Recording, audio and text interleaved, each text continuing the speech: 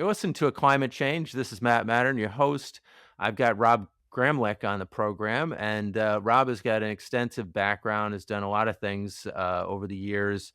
He is founder and president of Grid Strategies, which specializes in clean energy market and market design. Former econ advisor to the FERC chairman, Pat Wood, and senior economist at PGM Interconnection, as well as lots of other things that Rob has done, which I'll let Rob tell you about more because he certainly knows his resume better than I do. But great to have you on the program, Rob, and thank you for taking the time. Thanks, Matt. Great to be here. Well, tell us a little bit about your background as to how you came to this field and what drew you in and what has kind of had your career go in the direction that it has gone over the years. Well, I think the power system and the electric grid is really the most important thing that needs attention for both sort of, quality of life, reliability, but also decarbonization and environmental issues. So I've believed that since I was in college, and really started working on it there. And I keep learning more every day. Happy to, share with you and your listeners some of that, and hopefully more people will get engaged. It's really important stuff. It's actually complicated and tricky, but you get used to it. And again, it's just really important issues. We're not going to decarbonize without building out the transmission grid. So it's something everybody really needs to pay attention to. Yeah, I certainly have read more and more about it over recent years as I've become more engaged in environmental policy issues and how important it is, and also some of the bottlenecks that the grid has faced as far as building it out, and lots of different regulatory schemes and states and federal government and permitting and zoning and NIMBYism and all of this stuff going on that has gotten in the way of building out our grid maybe as well as we should or would like. Tell us a little bit about that, and what do you see as the biggest hurdles, and what do you see maybe as the accomplishments of the last maybe 3 or 4 years, maybe the Biden administration, and then we can look back at maybe the Trump era, 2017 to 2021, and what changed, if anything. Sure. Well, it's a complicated industry mainly because we started out at the beginning of the industry over 100 years ago with about 3,000 little utilities that would sort of build generation to serve their local load. So think of these like little utility fiefdoms all around the country. And it was only an afterthought later to build connections between them. And we've been, over the subsequent decades, built more and more stronger connections to connect utilities and states and whole regions. That turns out to be critically important for renewable energy. As it turns out, the wind is always blowing somewhere. And so if you can connect up all the wind farms, and then you got the solar where it might be cloudy in one place and sunny in another, or solar in different time zones, we literally have, gigawatts of power moving across regions. Most people have no idea that's even happening, but that is how the grid operates. So if we want to get to very high renewable energy penetration, we need to build out not only the infrastructure, but the rules, sort of the market rules, the rules of the road for how you deliver and transmit power. So I've been working on that for like 30 years now, and there have been a lot of attempts, some successes, some failures over those decades. We have some good examples of tons of wind from the upper Midwest being delivered on transmission lines into Chicago and points east. And then Texas did a big grid build out, which made it the national leader in renewable energy. Most people don't, so find it surprising that Texas would be the renewable energy leader, but it's because they built out the infrastructure out to West Texas and the Panhandle, and now all that wind power is serving Houston and Dallas. So those are some of the successes. In recent years, the Biden administration did quite a lot. They really were supportive of transmission from the get-go. I actually had the opportunity to speak with the president directly about it, and he completely got it. And everybody on the team, all the way down into multiple agencies at the program level, kind of got the memo that this is something to support. So that helped with permitting. It helps with policies and programs and processes. There's a grid deployment office at the Department of Energy now. It didn't used to exist, and appointees to other agencies, including independent agencies like the Federal Energy Regulatory Commission, FERC. We're all pretty aligned. Transmission's never been a thing that necessarily had to be partisan. I was actually working for George W. Bush's longest serving appointee at FERC. I was the chairman's advisor there, and he had also worked for Bush in Texas. And at that time, this was 20 years ago in Washington, all these same transmission initiatives were led by Republicans, including the Bush administration. So it doesn't have to be partisan. It's kind of hard to predict where things are going to go now in this 119th Congress and Trump 2.0. But it doesn't have to be partisan. Clearly, the Democrats got excited about transmission because of the climate implications. I think you can trace that to, in part, President Biden's leadership, but also when Nancy Pelosi set up that select committee on the climate crisis. They looked at all the things needed for climate, and the transmission grid showed up very prominently in that report as a top priority. And so I think that's one of the reasons we have pretty much unanimous support among Democrats in Congress for building out the grid. But Washington swings back in its political pendulum kind of way, and we'll see what happens going forward. So, in terms of Trump in the 2017 to 2021, what was the policy? Was there a dramatic change or any change at all from kind of Obama era policies about grid build out? It was not a great time during that 2017 to 2020 time period for the grid. There was barely any new high voltage transmission built during that time. It wasn't really a focus at either FERC or the Department of Energy. There were some transmission lines. Some of the lines that have recently been completed ended up taking 18, 20 years. And so some of that time was, caught in, just lengthy permitting processes at different agencies. So it wasn't a great time. There wasn't much development of the regional markets either. In fact, there was a very harmful rule put out by the Federal Energy Regulatory Commission that was harmed the way that wind and solar could bid into the bulk power markets. Everybody bids in, and you get the market clearing price in these auctions, but wind and solar kind of had to compete with one arm tied behind their back during that period. So it was a little rough. There was certainly a lot of valuable work to do for all of us. We were very busy, but that was not a great time period. We'll see. There's reasons. There's a lot more reasons why different policymakers of different stripes would support all this grid build out. I mean, we've got power demand growth like you wouldn't believe, and it's needed for AI and for cryptocurrency and domestic manufacturing. We're bringing all this manufacturing back to the country. So there's a lot of reasons why many Republicans in Congress anyway, and around the states are taking a new look at the grid, even if they don't care about the pace of decarbonization at all. Maybe they do, maybe they don't. There's other reasons to focus on this issue. Yeah, certainly. And as you said, Texas is a big wind state and probably pretty big in solar as well. And a number of red states are major wind producers. I remember reading that, Iowa could be the Saudi Arabia of wind, or some of those other states like North Dakota and so on and so forth. They get a ton of wind energy. And whether the politics, or do you see the politics switching in those areas?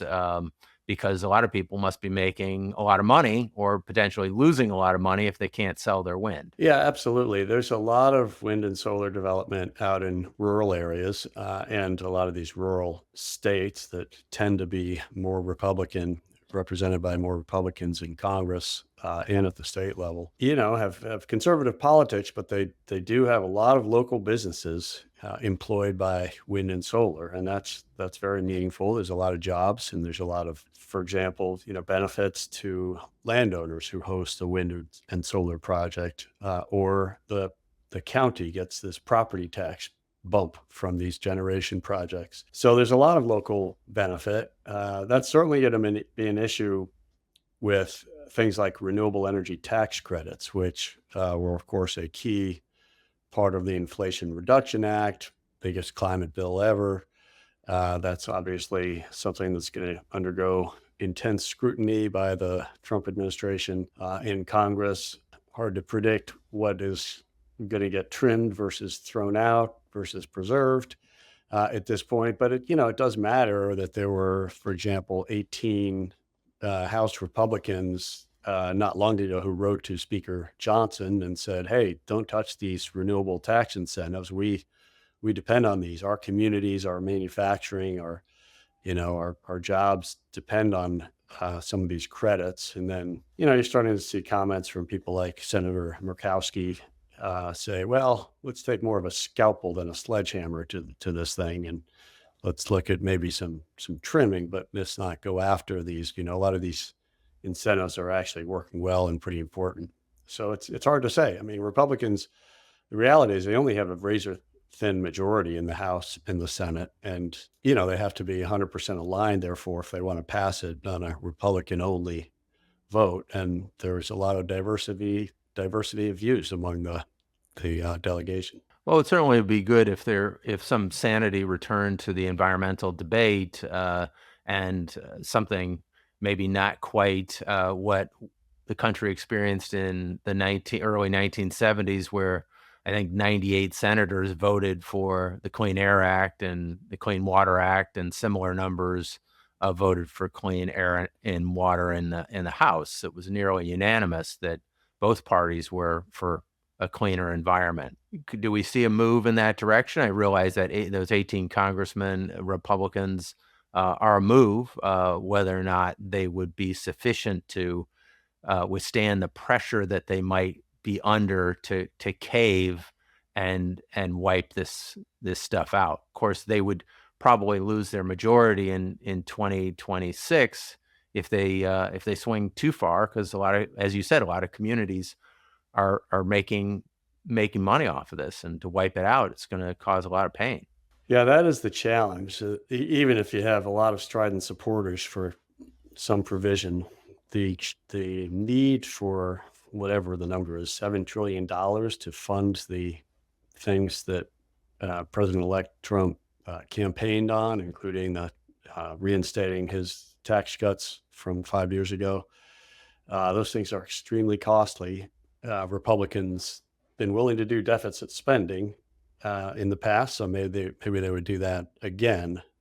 But if you're not going to use deficits and add to the debt, then you're going to be looking for all that money from some other program. So that means every single other item of the budget is under a microscope. Well, this would be an interesting question for Elon Musk, in that his company certainly depends upon transmission lines getting power to consumers who are using Teslas. And if he hamstrings that effort, well, he's cutting his nose off. So I'm assuming that he is going to try to be a voice for um, electric grid transmission. Where's he? What has he said in the past? What are his comments on this, if any? I don't know that he has said anything specifically about the grid. I may have missed it, but I do know he went to the Edison Electric Institute last year. That's the association of all the investor-owned utilities in the country. And he said, utility executives and CEOs, whatever you think your power demand growth forecast is, you better double it. When he said that, he was thinking of not only the electric vehicle market, where, of course, he owns Tesla and they're doing a lot, but the artificial intelligence, he's into that. And, a lot of tech investors are into cryptocurrency. That's another major power user. And so, I think you're generally right that a lot of tech titans and investors are well aware of the incredible power demand coming from these uses. You really can't serve that, or at least you can't serve them here in the U.S. unless you grow out our grid. And it's other things like silicon chip manufacturing. That's extremely electricity intensive. You got a massive plant in New York, and there's a bunch around the country. Some of these new uses of electricity, that we're doing more here in the country are really going to drive a need. So again, a lot of reasons for a lot of individuals, Elon Musk included, to advocate for building out the grid. So in terms of lots of questions related to that, as far as crypto versus AI, which one is sucking up more power from the grid, and kind of can you kind of measure that in terms of percentage of the total power usage in the country, and what it kind of relates to as far as like, are they sucking as much as a mid-sized city or a state, or how much? Yeah, crypto is, I think, bigger now, but AI is the one that's really growing. We have data centers that are generally probably about 10 new gigawatts a year, which is about 1% of our total electricity load. And so we're kind of adding 1% to our national power system every year just to serve the data centers. There's probably another percent that is other uses like this domestic manufacturing or electric vehicles or heat pumps and electric, space heating. That's a couple of percent per year, 15 to 20 gigawatts per year of new uses, new, load that we didn't have. We barely had any power demand growth for the last 20, 25 years. So, this is all new. The whole electric industry is scrambling to try to deal with it. They were already scrambling to try to connect all the wind and solar and storage and new clean energy projects and deal with the fact that about that same amount, that 15 to 20 gigawatts of new power, that about that same quantity is also being retired because they're just old plants. Most of those old plants are coal, so that retirement was helping our carbon budget. That's why we've had pretty impressive carbon reduction relative to other countries around the world. Um, so we were basically replacing coal with a little bit of gas, but a lot of wind, solar, and batteries. And that's what we're doing. But now we have this load growth to deal with that we nobody knew about before about a year or two ago. Yeah, it's kind of a little frustrating for those of us sitting on the sidelines saying, "Hey, we're rolling out all this new renewable energy, and yet we seem like we're just filling a hole that keeps on growing every time you turn around." I guess I question whether or not using that much power for AI is the best use of all that power, and is the return on investment worth it? I guess there's nothing we can do maybe to stop it, or say, "Hey, do you really need this much power? A waste of our resources." Yeah, I mean, you look around at all the uses of electricity, and I think every user can point at other uses and say, "Wait a minute, why do they get the power?" And it's just the fact that AI is kind of the newest kid on the block here, and now everybody's pointing at them. But it's also used for a lot of valuable things that could increase efficiency of our power system, could increase efficiency of various other sectors. They're starting to use it more in even like the processing of interconnection applications to speed those up because we've got wind and solar projects jammed up. It's taken them 3 to 5 years to get connected. So they're starting to accelerate that process with some uses of AI and automation. So, it's hard to say. We in the electric industry sort of all grew up with statutes around the country, state and federal legislation that just basically says the utility has an obligation to serve all uses without questioning them. So it's a little bit out of utilities mindset to even think about whether one use is better than another. But the challenge, exactly as you said, is, we were decarbonizing a lot. Now we've got all this growth. You could probably also say that some of our decarbonization over the last 20 years was the fact that some manufacturing was leaving. It wasn't disappearing off the face of the earth. It was just going to Asia, going to China. And yet we as Americans were still buying those products. So were we really decarbonizing as much as we thought we were? And now if we're bringing some of that manufacturing back to the US, is it really that bad? I mean, in a way, building things here to serve people here is more efficient than shipping it across the world. So it's a complicated question, but I think the point is it's a real challenge now with power demand growth to kind of keep up with it and keep decarbonizing at the same time. Well, in terms of batteries, we've heard there's a lot of improvement in battery technology and related to storing some of the solar and wind energy so that there won't be such spikes in prices and energy prices going negative at some point in time because they can't sell it off. So, where are we at in terms of improving use of batteries on the grid, and where do we need to be given this massive grid growth? Sure, storage has been doing great lately. So battery storage, almost all of it right now is the lithium ion batteries, same basic technology as what you have in your in EVs. They tend to be, grid scale batteries. They can be 10, 20, 30 or more megawatts, um, or over 100 even. And they're big, like, looks like containers connected to the high voltage grid. And in places like California, and Texas and through the Southwest, they've really been keeping the lights on. You might remember that a few years ago there were rolling blackouts in California. They basically, as a state, kind of got behind. They just, supply was lagging demand. They'd had supply loss of some supply without replacing enough.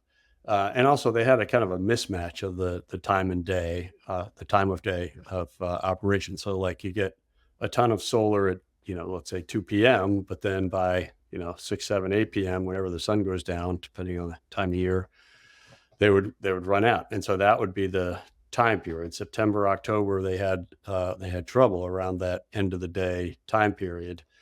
Um, so the state deployed, I think it was like 10 gigawatts of batteries just in 1 year or something like that. So now you got batteries and solar working together very closely. In California this past year was very reliable. The California Independent System Operator has done a good job keeping the lights on and integrating those batteries so they're kind of used at the right time. It's a little bit tricky to do that, but it's been working. And Texas is the same way. They've got a lot of batteries, a lot of solar there. So for a lot of the times of year, you have the solar in the middle of the day charging up the batteries, and then the batteries will keep going through the kind of the evening air conditioning time period when there's no solar and people have, come home, turn on their lights, and they got the AC still cranking. So that's working really well. And both those regions are also integrating solar and storage along with wind. In those places, wind tends to operate at a different time. So, like, California now has some transmission lines out to, like, New Mexico, and they're working on Idaho and Wyoming, and the wind is blowing at the times when the solar is not producing. So they've got, the power system is kind of a puzzle. You have to put all the pieces together to figure out each hour of the day as like a different challenge. How am I going to get all the supply to meet the demand in this hour? So now, when you have the solar and the wind and the batteries all working together, you can get most of it covered. You can get, I don't know, I mean, there are certain times they get 100% of their power from renewables, but to get that over the course of a month or a year, they can get most of it, over half of it, from renewables these days. Well, taking us to like the hydrogen hubs that are created and potentially storing this solar and wind energy in hydrogen, what are your thoughts on that? And has that been rolled out anywhere? And where is it proposed to be rolled out? The hydrogen market, from what I know, has been slow to really take off. Getting fully green hydrogen, meaning, all of it produced from wind and solar, and, doing that when the wind and solar are operating, is tough, just because on the early stage of the hydrogen market.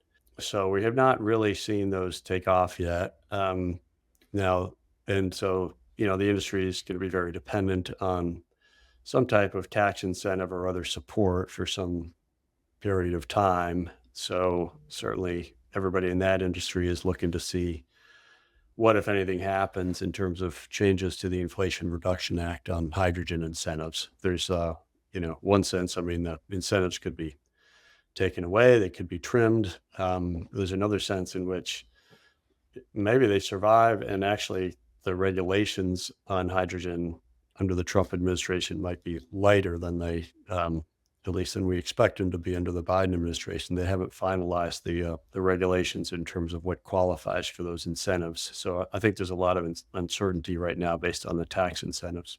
Well, I saw that Exxon had come out in favor of the U.S. staying in the Paris Accord, um, as opposed to where Trump has said he was going to do. So when Exxon is more environmentally friendly than the administration, you kind of feel like, wow, big oil, you're going to the dark side of big oil. That's a pretty dark place. Exxon and the other major oil companies have a fair amount of money invested in alternative energies and hydrogen. Where do you see them in this whole process? No, it's a great point. Well, there's a lot of companies in both oil, gas, and power who are really caught between this pendulum swing of policies. I mean, we went from, it was only 2 years ago, we had a full Democratic trifecta in Washington, House, Senate, White House, and now we're about to have full Republican trifecta with very different energy policies. And if you're a company that invests in assets that are intended to last 50 years, that's really, really difficult to operate in. So I think we see a similar dynamic from power sector executives to sort of plead with policymakers to give them more stability. And I think if you interviewed any of the, say, Fortune 500 energy executives, they would say, yeah, we need to decarbonize. We are steadily doing so. We might disagree on the pace, and we might be, the individual executives may themselves be Republicans or Democrats, but what they really want is stability. They want to know kind of what are the rules of the game? What am I investing in here? What's it going to look like once I build this investment? So I'm hopeful that during this time period of Trump 2.0, that voice really becomes loud in Washington, because it's just an impossible business environment for businesses to work in. So in terms of and amen on that front, but manufacturers who are building their own power, essentially like mini utilities, I saw in the news that some of the major tech companies are looking at building nuclear reactors, and they have solar and wind and whatever else they have. What are your thoughts on that front? Is that going to help solve this, or is this a distraction from where we should be going? Yeah, the tech companies in particular, but any large loads, including manufacturing, are definitely looking at their own power sources. Of course, the tech companies have really been driving renewable energy development over the last decade with their purchases. Now, physically, all those renewable sources are connected to the broad power system. They might be a few hundred miles away from the data center, but they contractually are providing that output to the data center because most of these companies have significant ESG and climate goals.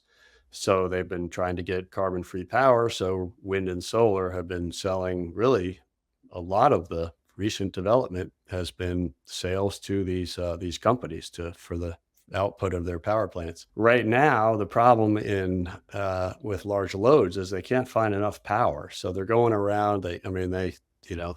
A lot of them wanted to be in Loudoun County, Virginia, which is kind of data center alley, until they got overloaded. They just can't keep up with the growth. A lot of them went down to Georgia, where they had the nuclear plant, and got some of that power.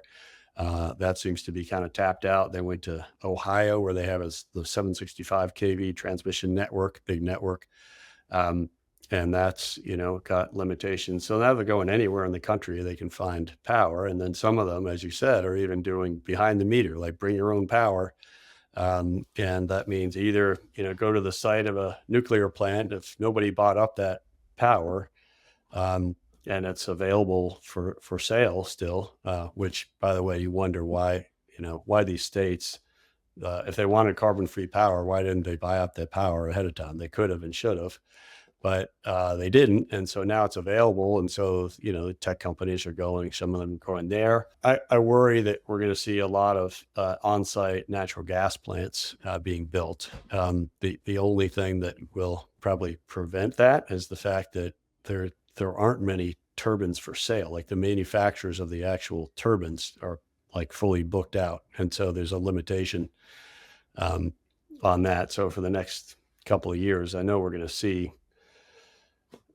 plenty of turbine sales, combined cycle and combustion turbine sales, but it's going to be limited by the manufacturing capacity. And then a couple of years down the road, maybe the environment will change. Maybe there's more ways to get clean power to these facilities. But that's kind of where we are.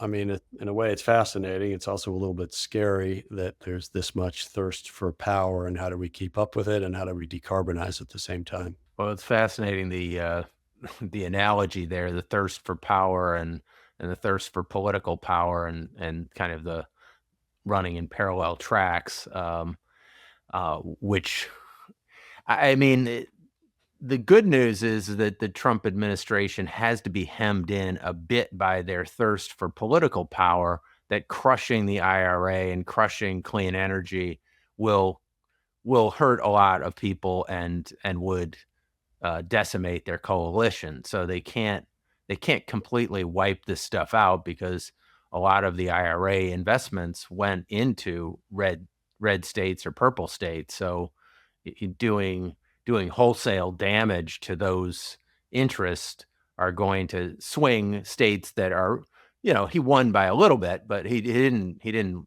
have a landslide. So uh, he better be pretty damn careful with how he goes forward. Yeah, no, that's right. Yeah, clean energy is popular. Okay, so it's not top of the list. Inflation clearly was you know an issue, but in the election. But there again, uh, if he imposes massive tariffs of the sort that he said, including on things like solar panels, um, that's very inflationary. We'll see how much voters really tolerate that. We certainly should keep trying to domestically produce as much as we can, but these sort of sudden shocks when we haven't yet built up the domestic supply chain and manufacturing, that just leads to higher costs. That's just inflation for consumers. Let me ask you about some other countries, and maybe you could throw in your own examples. For example, China is built out and still building out a tremendous amount of power infrastructure, and how they've been able to do that and manage their grid. Obviously, they have a central power system politically, so they don't have to answer to anybody. They just do it. Um, that we don't have here. But maybe something looking at Europe, and say, for instance, Denmark is producing, my understanding, 100% of their power through renewables on many days, and how they have said, hey, they want to be the Saudi Arabia of wind, or other countries in Europe. How are they managing the grid? Are they having the kind of demand growth that we are having in the U.S.? Yeah, it is. I agree. Instructive to look at those examples. So in like Denmark or Northern Europe, what they're actually doing is using the Scandinavian hydro system as the big battery, right? So you can store that power. So when they have surplus wind um, or renewables, they just reserve more water behind the dam, and then they run it through the dam later when they need the power. They can only do that through transmission lines. So they've got interconnectors going all over Europe. The UK has two or three now. They all have interconnectors, these big transmission lines, high voltage DC cables lying on the seafloor, connecting those countries, and they're basically using each other as batteries. Whatever resource they have to store the power. Um, China's doing the same thing. They've got like 1,000 kilovolt, like massive transmission lines going, you know, 800 miles or something. Um, and also high voltage DC lines to kind of balance the wind. The wind's always blowing somewhere. They're connecting all the different resource areas. That's obviously harder to imagine just going across the US, but it can be done. We actually have built, like 10 years ago, we built some of these lines, and there are lines. I just visited one in New Mexico, super long, 500-mile line connecting New Mexico wind to uh, Arizona, but the power is going to get into California. And we got, again, lines from Wyoming into California. We got, lines from Canada into New York City. So, it can be done, never easy, but I think this is kind of the way things are going. To get to high penetration, you need to connect these areas, and grid infrastructure is the main way to do that. Well, certainly, this is a fascinating time, which is kind of I think in Chinese language, a curse. May you live in interesting times. We're certainly living in interesting times.